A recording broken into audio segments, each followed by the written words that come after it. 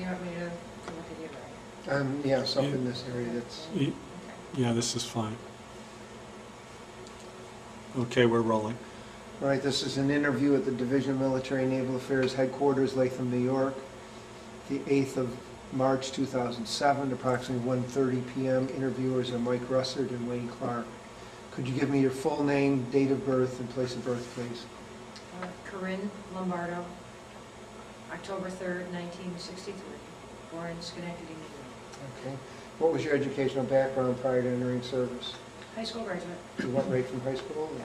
Okay. That's what my- Now, you went into the National Guard at that time, or? Went into active duty Army Okay. at the age of 17. So graduated high school, went directly into the Army. Did you have to have your parents' permission at that Yes, I time? did. Okay, Yep. all right. Why did you decide to go in at 17? Both my father and my brother had been in the military. My father the Navy, my brother the Air Force, and I chose the Army. Why? Partially for education. Didn't plan on going to college, so wanted to join the Army and became a medic and went overseas almost immediately. Mhm. Where did you go for basic training? Fort Jackson, South Carolina. First experience down south. How what was that like? It was interesting. It was certainly different. Now, when was that? You said... 1981. Why was it so interesting? What made it interesting? First time I ever saw a cockroach. It was in basic training, which was a surprise.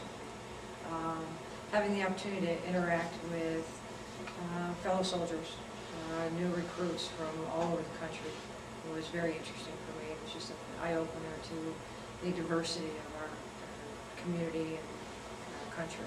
So it was a good experience. Now, what was basic training like for you? We were the last iteration that wore the old Army green fatigues. So still did basic training and running in combat boots. So a little bit different than it is today. Now, was this the first time you were away from home? Yep. Did you ever get homesick? Or? I think I was more excited about the opportunities that lied ahead. So less homesick and more excited about what the future was going to hold. Okay. Now, you said you received you went in as a medic. Yes. Is that what you decided to enlist to go into that field, or? Actually, I had originally enlisted for veterinary medicine. By the time I had signed up and they got me into the course, it turned out the course wasn't available. By the time it came time to actually, I was in the late enlistment program for about 10 months.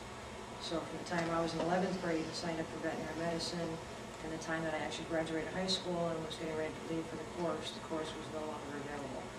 So they gave me the option of several other courses that I'd like to take, or career fields, and decided to be a medic. Why was that? It seemed like a good thing to do at the time. And 17 years old and planned on being in the Army and didn't really want to change my plans at that point. So, Where did you go for that training? Fort Sam Houston, Texas. How long was that? It was about an 8-week course. And I was there for a couple months, but throughout the process of being at Fort Sam Houston, I'm young, dumb, and fell in love and got married and got divorced about 3 years later, but it was still a good experience. Okay. I guess, where did you go after Sam Houston? I was stationed in Panama, U.S. Army Med Act at Fort Clayton in Panama. What did you think of Panama? I absolutely loved it. It was just a wonderful, wonderful duty location. I think had I been older at the time, it would have been better. I think just being very young. At that point, I was very homesick. My husband was stationed in the States, I was stationed overseas. It was a difficult transition being away from my family as well as from my new love. But Panama itself was just incredible. Just the culture, the people that I had the opportunity to interact with. just a wonderful experience. Now, what were some of your duties while you were there? As a medic, Mhm. I was very fortunate that being overseas, I saw a greater extent of duties than a traditional medic in the Army would see stateside, where medics are primarily pushing bedpans and doing support roles.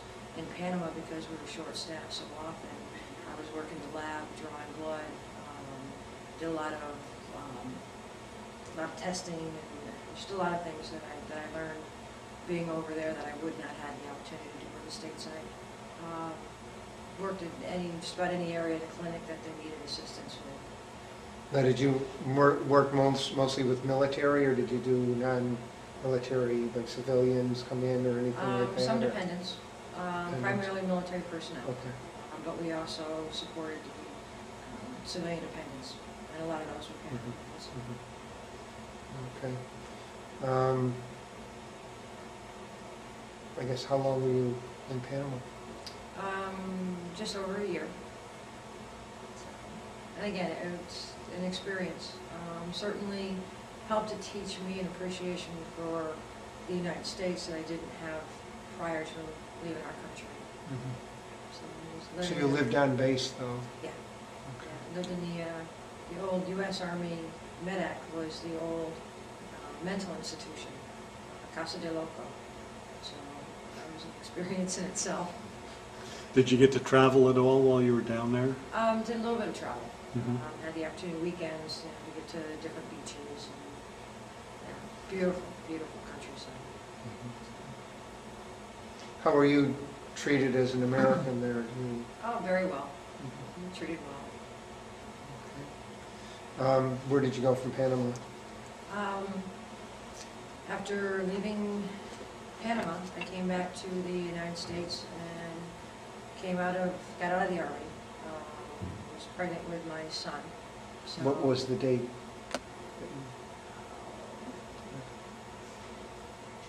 Wow, 1983. So early 83.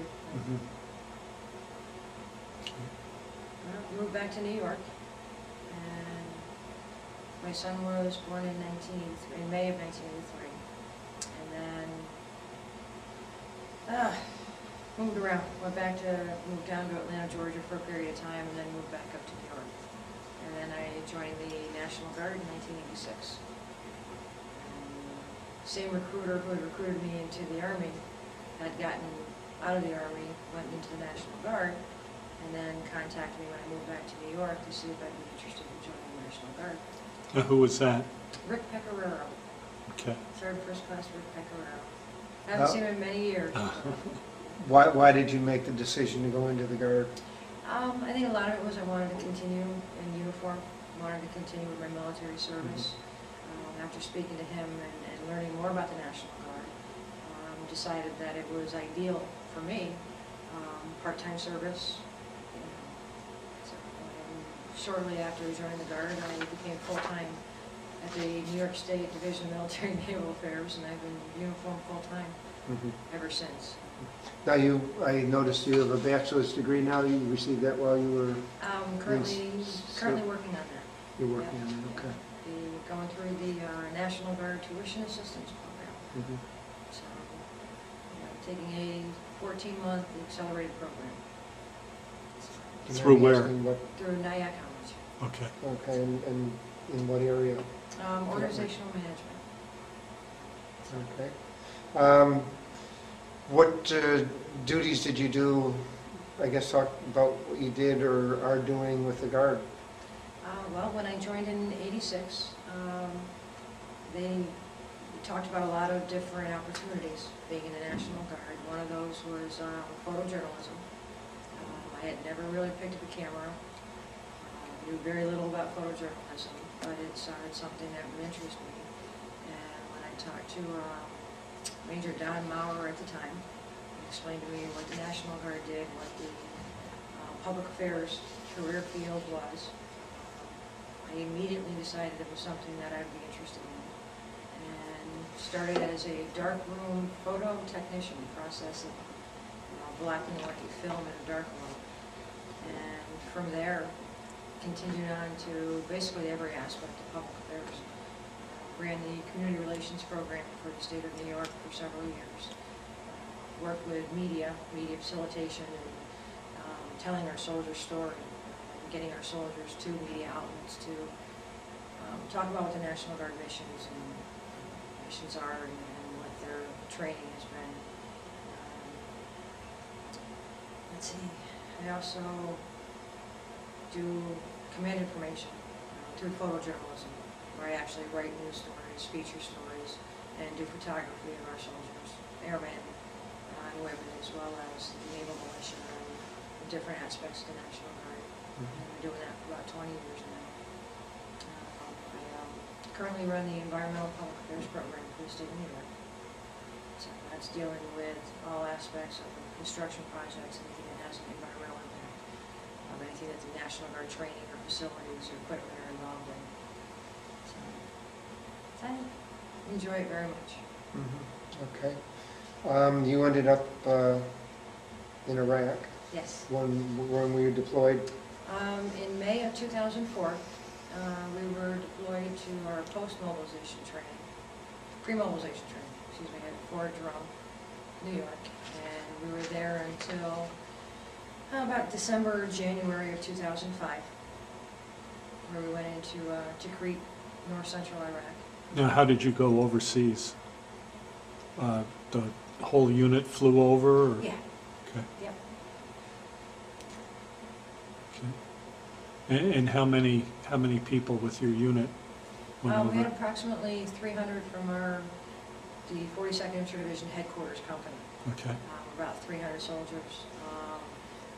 We combined, once we got into Iraq, with our aviation brigade, with our engineer brigade, our division artillery, as well as the division support command, so the discount. So all told, a couple thousand soldiers from the 42nd Infantry Division. However, while we were in Iraq, we oversaw Task Force Liberty, which was approximately 21,000 soldiers. So we were the command and control element for Task Force Liberty. What were your duties? As a public affairs NCOIC, I had 6 soldiers that worked under me doing basically command information, photojournalism, and telling our story, letting the American public, our families, the media, know what these 21,000 soldiers were involved in through the year that we were in Iraq. Also worked as the battle staff NCOIC for public affairs.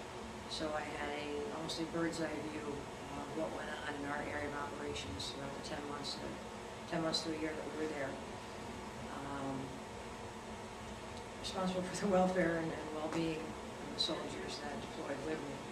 And I also had a very unique opportunity as I oversaw our Iraqi media team.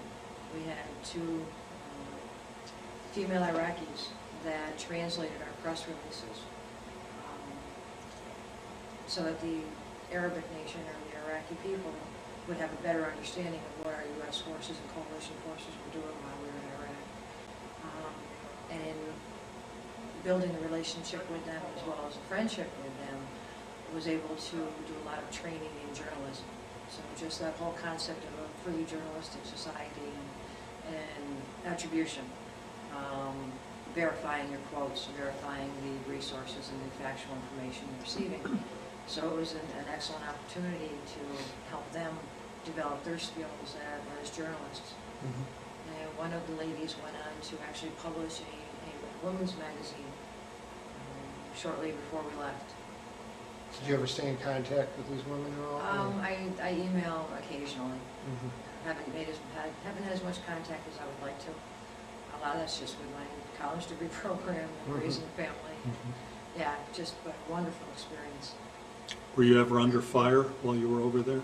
Our operating base received indirect fire, so we had mortar attacks. There were rockets that came in. It was very fortunate that I wasn't in direct fire. Did you have, like when you were under attack or alert, did you have a bunker complex where you had to report to? Or And it depended on the location that you were in. There were bunkered areas, basically anywhere. Our dining facility had a bunker area outside. We were actually in north central Iraq. We were in Saddam Hussein's home palace complex. So for our headquarters company, myself in specific, I lived in one palace and I worked in another palace. So they were pretty fortified buildings. So we literally got to the point where you'd hear a round come in and you'd hear it go off and you'd look around, and as long as the windows were still intact and nothing seemed to be broken, you just went back to work. It just became part of the daily routine. What were the palaces like? Were they pretty opulent? The facade was pretty opulent. One thing that we noticed after being there, the marble walls were more of a veneer wallpaper marble rather than actual marble. So I think Saddam's intent was to make it look much more opulent than it actually was. Absolutely beautiful. When I'd walk out of my office, there were about 25 steps that went up that were all marble. It was like, Cinderella walking up, and so I mean, it was just absolutely beautiful. And the chandeliers, and so for a combat tour, combat duty, it was certainly much better than a lot of our counterparts. A lot of the soldiers that are over in Iraq are living in austere conditions. Now, did you carry a weapon with you at all times? At all times. Yeah. What did you carry? Carried an M4. And you carried body armor? Oh yeah, also? yep. We were required to wear body armor, Kevlar helmet. Now, by an M4, you mean a pistol, Beretta, or No, rifle. Rifle. M4 rifle. M4? Okay. Yeah, very similar to an M16 with a retractable stock. Oh, okay. So, a little bit lighter weight, a little easier to handle, but went with you everywhere you went. Do you feel you made a difference at all with the women that you worked with, the two Iraqi women? Very much so. Especially to see Maha publish a magazine as we were getting ready to leave. And both ladies were professionals. Maha she was an English teacher, English second language teacher for 11th and 12th graders in Iraq. And Maya was a student. She was completing her degree program. But both Sunni women, so both of them had the opportunities for education in north central Iraq. We were in Tikrit. Very bright, very intelligent, very caring people. But I think the idea, and I certainly helped them with their English. That helped a lot, and then just writing skills. But I think more so for them, they saw a better view of American society and how women are treated in America as professionals. Now, were there any restrictions on you as a woman driving around, or Well, the only time I left the operating base was when I was flying, so I didn't have any problem there with driving. I had no problems at all with dealing with the Iraqis that I dealt with. Did a lot of work with the provincial governors, the governor's staff, and the support personnel that supported the provincial governments, and never had any problems. And I think as a master sergeant, I had the respect of my fellow soldiers, and that was seen by the Iraqi civilians that I worked with. So I think that carried that message over, that when I was a professional, I had the authority to make the decisions that I was making, and they didn't question it. It's ironic that when we were in Iraq, we started with the two ladies that worked for us, for our Iraqi media team, and in the process, we tried to, by helping them develop their media skills, we hired two other gentlemen. More so because the ladies working for us had a difficult time covering stories with the Iraqi Army and the Iraqi police because they were female. So they had much more limitations than I had. So by hiring the men, we gave them access to missions and training that was going on that the ladies couldn't get to. One of the gentlemen ended up quitting because of death threats to his family. But the one gentleman who stayed on with us, as he and I were driving around the operating base, we were in a non-tactical vehicle, or an SUV, and he was sitting in the passenger side, and as I was getting ready to turn the corner, there was an up-armored Humvee traveling on the operating base, and as he looked out the window and saw the vehicle approaching, he immediately sat forward in front of me and to shield me and protect me from the up-armored vehicle, just because it's natural instinct for him out in his civilian community. So it said a lot to me about the character of the gentleman that was working with us, that he was more concerned about my safety and protecting me than he was for himself. So. Now, you said you briefed President Bush at one time? Yes, in October of 2005, just prior to the referendum vote, we were notified that the president was looking to do a briefing, was looking for an update on what the current situation in Iraq was. We had approximately 12 soldiers throughout our area of operations we brought into our operating base in Tikrit, and as we were waiting to set up the satellite communications, I was asked whether or not I'd be interested in sitting in on that panel. More so because I had a bird's eye view, had the opportunity to see a lot of the different training that had gone on. Several of the people that we had were subject matter experts in their field. We had an engineer, we had a medic, we had a gentleman that had worked exclusively with the provincial governments. And it was a more or less a one-way communication. We were speaking via satellite, so we were looking at a video camera where the president could view us on camera. And about 2 minutes before we were getting ready to go on with the president, we lost all power. We lost our connectivity with the satellite. So they hurriedly got the satellite system back together, up and running, and had the opportunity to brief the president on what the current conditions were at the time in Iraq. So it was quite an honor to have the opportunity to brief my commander-in-chief. How do you think in the time you were there, how do you think you did with your mission?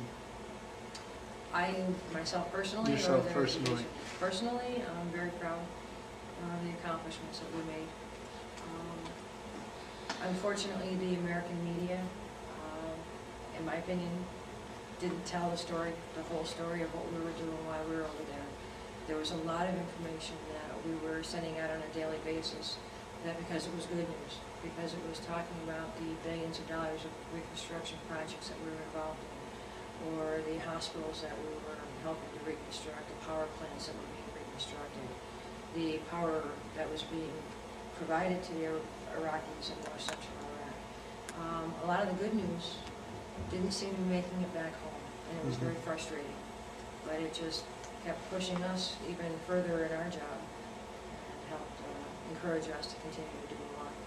So I'm very proud. I'm very proud of my soldiers. They did a phenomenal job. They saw a lot more of what went on than I did. I was the queen of the fobbit, because I spent most of my time on the operating base. Had the opportunity to travel north to Sulaymaniyah, as well as I traveled to Baghdad a few times. So I was able to get out, but my guys actually went out on convoys, and they went out to the separate operating bases and did the story of the individual soldier, what our National Guard soldiers did. So I'm very proud of their accomplishments. Did you have much contact with regular Army units?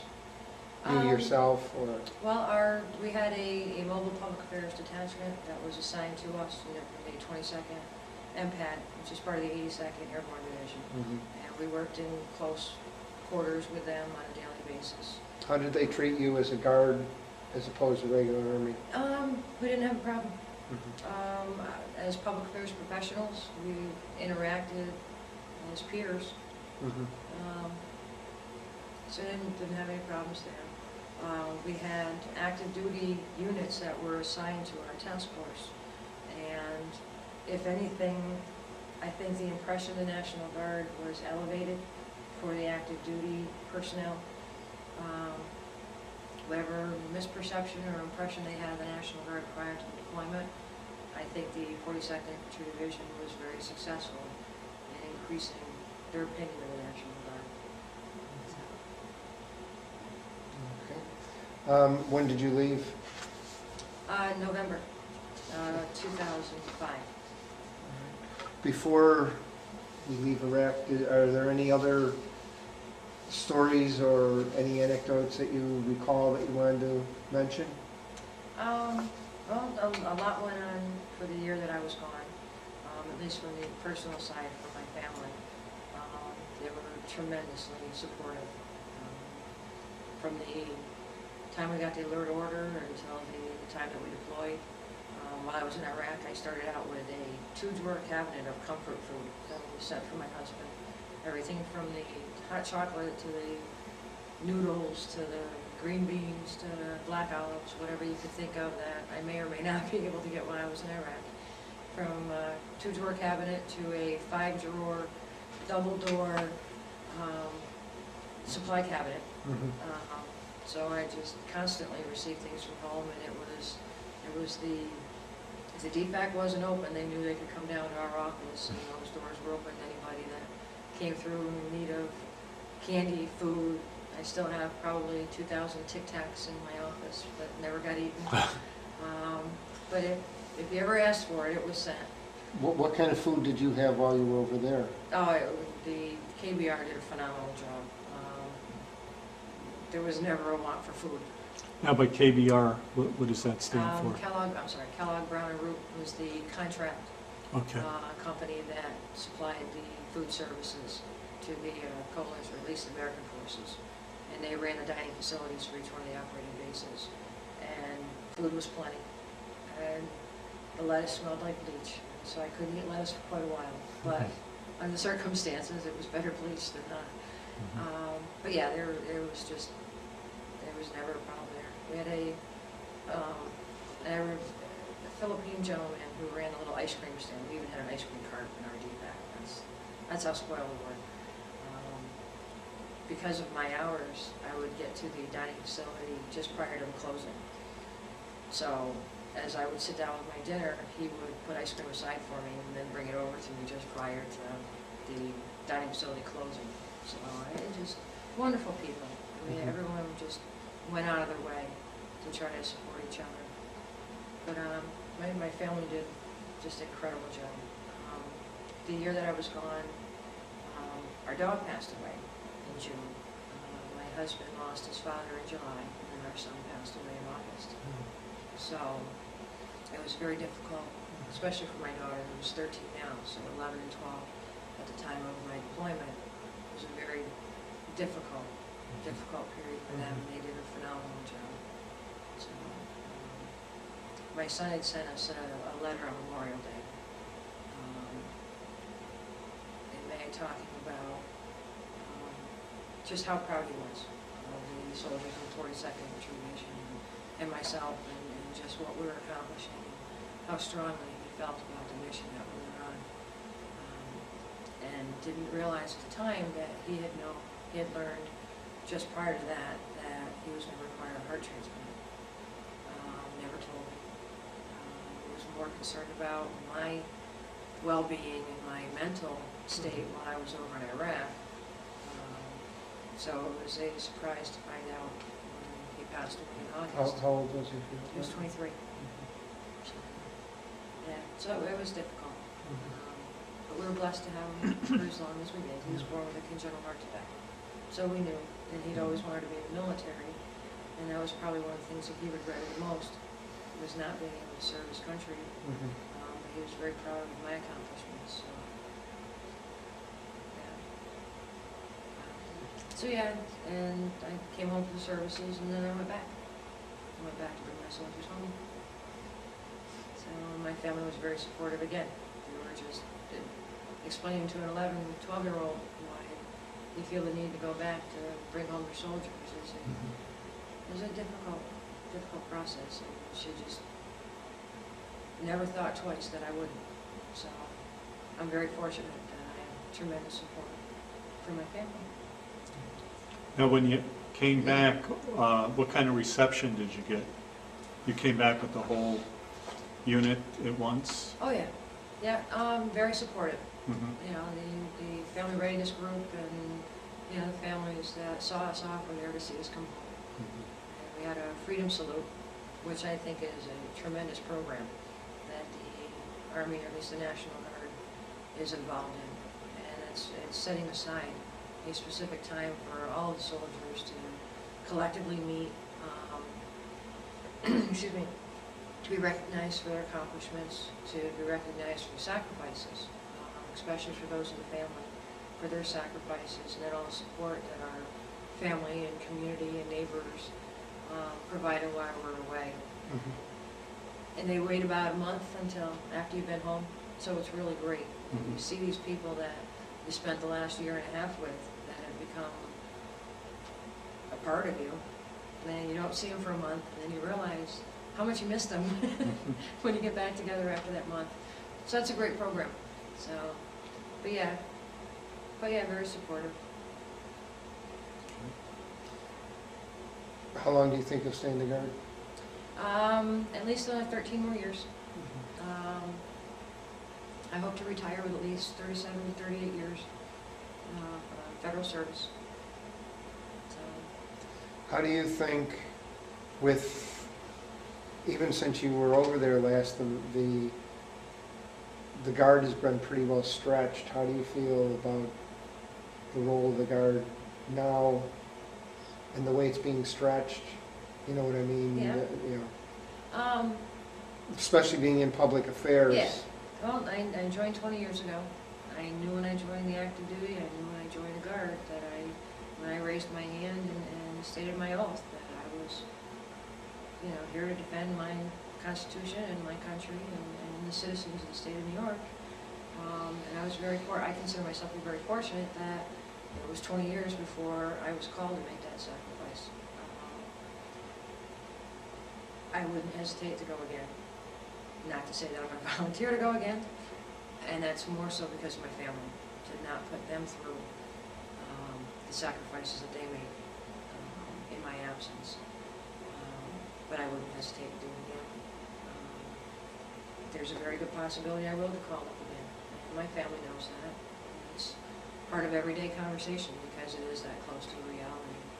I believe in what the Guard does. We are trained same as the active duty. We hold up to the same standards as the active duty. So to expect that we won't be held to the obligation of the active duty, I think is a disservice that we do to ourselves and the Guard. So it's just part of who we are. Do you find that morale remains high? I've never seen a higher rate of morale than I Mhm. have since the deployment. How does the adage go? We know what right looks like.